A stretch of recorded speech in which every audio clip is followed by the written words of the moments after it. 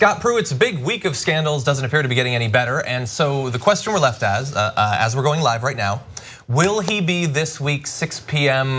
West Coast firing from the Trump administration?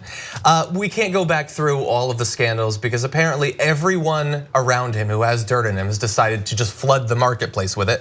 But we'll touch on some of the big ones. Pruitt recently used a loophole in the Safe Drinking Water Act to give two of his longtime aides raises of almost $57,000 and $28,000 after the White House rejected his request for the salary increases. Pruitt insists that he didn't know that was going on, but the law requires that he has to approve the hires, so they could perhaps look into that. And then there's so many. I mean, there's obviously the fact that he's getting this massively subsidized housing from someone who he's pushing for their clients. It's a huge quid pro quo in that way, a shady real estate deal. His insane expenses on first-class air travel, seemingly for things unrelated to his job. He has more security than the leaders of most countries. Soundproof phone booths and opposition researchers for the media and all of this stuff. It's causing a lot of problems for him. Now, he does have someone who apparently wants to clear this whole thing up and get rid of him. White House Chief of Staff John Kelly apparently told President Trump that he thinks the EPA administrator should go. That's according to the Wall Street Journal. And so that was earlier. And since then, Donald Trump actually tweeted in support of Scott Pruitt saying, "Do you believe that the fake news media is pushing hard on a story that I'm going to replace AG Jeff Sessions with EPA Chief Scott Pruitt, who is doing a great job but is totally under siege?" Do people really believe this stuff? So much of the media is dishonest and corrupt. I have a belief, maybe it's crazy. I think someone in your administration talked to the Wall Street Journal. I think that's probably as corrupt as this whole thing is. I don't think they made it up. So John Kelly wants him out, and Trump apparently doesn't want him to go. So it seems like that's a disagreement, and perhaps there's a reason for that. This is a report, again, from sources inside the White House. Emboldened in his job, Mr. Trump has rebelled against Kelly's restrictions and mused about doing away with the chief of staff post entirely. Mr. Trump recently told one confidant that he was tired of being told no by Kelly and has instead chosen to simply not tell Kelly things at all, which is a tried and true strategy of 5-year-olds around the country. But what I love about that is that he has apparently said that the chief of staff, who is an incredibly important position inside of the White House, very important to allow the president to get his agenda done, Trump doesn't want it. He wants to eliminate it and do that job himself, which is literally a subplot of The Office. That's what Dwight Schrute does. He becomes his own number 2. Donald Trump is watching too much Netflix. But this, everyone says we want business people to run the government because if you run a business, then you can run the government. But in Donald Trump's world, running a business means just doing whatever you want and having nobody who's going to check you in any way, not having any kind of, legislators, any types of rules that are going to stop you. And so, this is kind of what we get. But to me, what's even more disappointing and kind of frustrating about this is obviously Scott Pruitt is, corrupt. He's corrupt, and to the point where it's almost laughable how bad it is. But in the meantime, his EPA has already pushed through, or has been working on trying to push through 22 ways of deregulating, environmental protections, right? So that's like actual damage being done by the person in this position. Yeah. And what we're so frustrated about and angry about, and the reason why he might get kicked out is just because he's corrupt and he's like getting kickbacks on his rent. Or in the meantime, those are going to be life-damaging, life-threatening effects from that deregulation. But isn't this just, just same as usual? It goes on and on. I mean, so going through this political process, even from the beginning, we see the corruption of money even just as a candidate. I mean, it starts there. Our entire government right now, most of them, and I will say this very, very boldly, is that, I believe that they are bought and paid for. I mean, this is what we're seeing down the line. I'm seeing it even with the people that I'm running against. They've taken money from corporations and they're supposed to be defenders of certain industries and certain initiatives, but yet they're taking money from exactly the opposite. And we see that with Pruitt, even in some of the things that he's been accused of.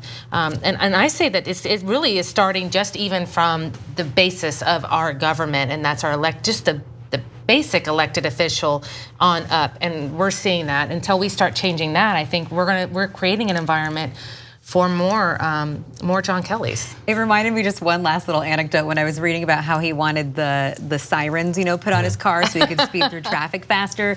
That reminds me of Russia in the kind of the 90s and the early 2000s, because I remember all the time going as a kid to visit family, and you just see all these black cars whizzing by with the blue sirens, because that's what you could do in a corrupt country like that. You just throw the thing on, pass everyone by. Which leads to my point. I was a little surprised that Scott Pruitt was in trouble for so-called corruption when that's child's play compared to what Trump does. So not only does he of course support Pruitt's actions against climate change or battling climate change and his corruption with the fossil fuel industry, et cetera, but like the $50 a night corruption at where he's staying is nothing compared to Trump University.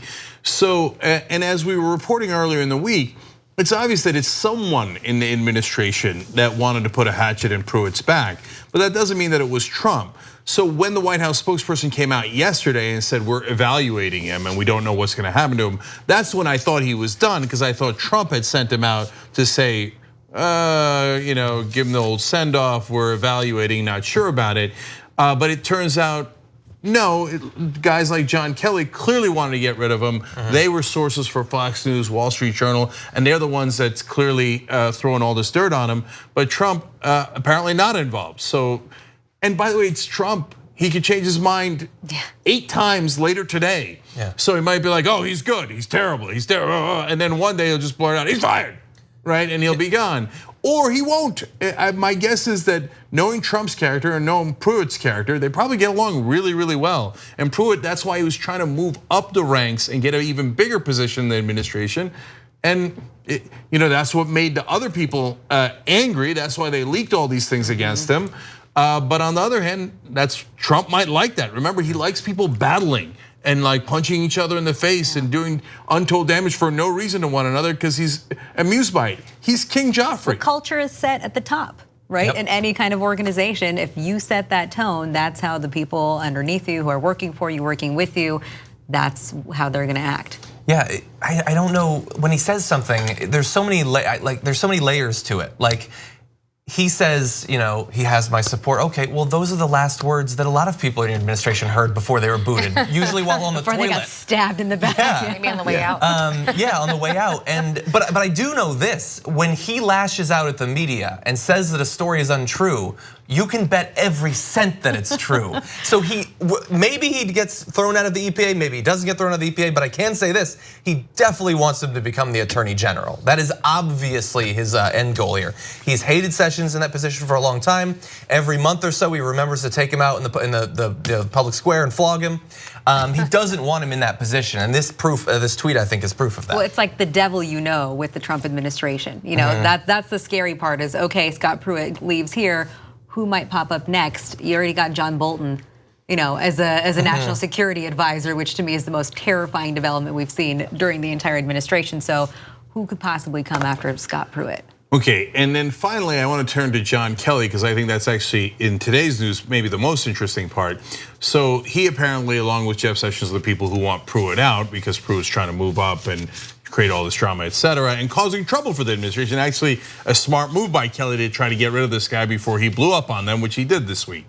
But the machinations against Kelly are the more interesting part because he's the chief of staff. That is the most important position, arguably. It's who determines who gets to see the president and who doesn't. That's why there's a lot of knives out for him because he's been blocking Kushner and even Ivanka to some degree, and Corey Lewandowski and all those guys are leaking against him.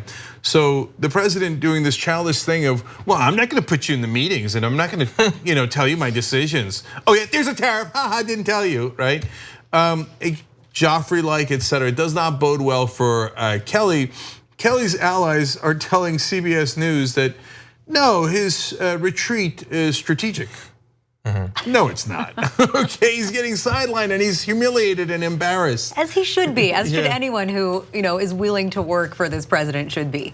Yeah, and John Kelly, apparently according to his allies, is hoping to just at least make it 1 year, and that would be in July. I'm not sure he's gonna make it. And I think that Kelly is in bigger trouble than Pruitt because Trump doesn't like no. Trump doesn't like being told that he's an idiot. Now, Kelly doesn't say it that way because he's a smart guy. He goes, oh, Mr. President, that's a wonderful idea. But, right, and he phrases it in a immature way, but Trump doesn't like that. And he throws temper tantrums and he just wants to get rid of Kelly so that he could go back to making the mess that he enjoys. He's like, where's my Play-Doh? So Kelly's days are probably numbered.